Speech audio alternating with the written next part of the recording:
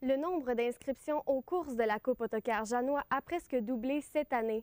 Cette hausse met en relief la popularité grandissante de la course à pied auprès de tous les groupes d'âge.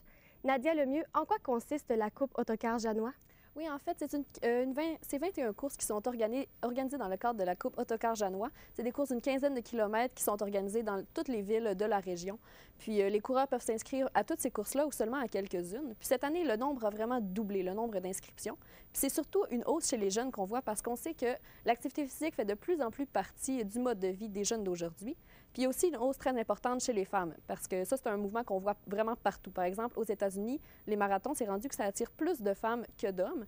Puis on le voit aussi au Saguenay, il y a même des groupes de courses spécialement féminins comme la Foulée Rose à Saguenay. Et d'où provient cette soudaine popularité pour la course à pied?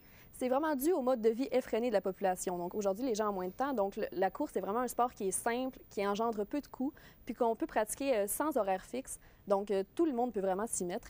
Puis c'est un mouvement qu'on voyait vraiment déjà au provincial, mais qui tardait à faire son arrivée dans la région. Mais maintenant, on le voit, puis ça peut aussi être dû au mouvement de sensibilisation à l'activité physique par des gens comme Pierre Lavoie, par exemple. Donc tout le monde peut pratiquer la course à pied? Oui, tout le monde peut vraiment la pratiquer, mais on a souvent entendu de la mauvaise presse par rapport à la course à pied. On dit que ça peut causer beaucoup de blessures.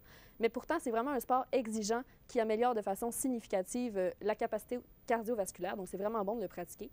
Puis c'est pas la course qui blesse les gens, dans le fond, c'est les techniques qu'ils utilisent. Donc, souvent, les gens ont tendance à se lancer trop vite dans la course. Ils se disent je vais pouvoir courir un marathon dans un mois, mais ce n'est pas du tout le cas. Donc, il faut que le coureur adopte une méthode qui va éviter de causer des blessures. Puis qu'est-ce qu'on recommande aux gens qui désirent débuter ce sport?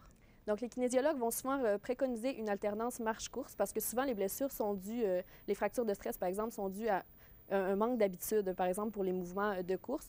Donc, on préconise d'aller voir un kinésiologue avant de se lancer dans la course parce que ces professionnels-là sont capables d'analyser, par exemple, la méthode de course et de voir qu'est-ce qu'on peut faire pour s'améliorer. Donc, c'est vraiment recommandé d'avoir un kinésiologue. Merci beaucoup, Nadia Lemieux. Merci beaucoup. Au revoir.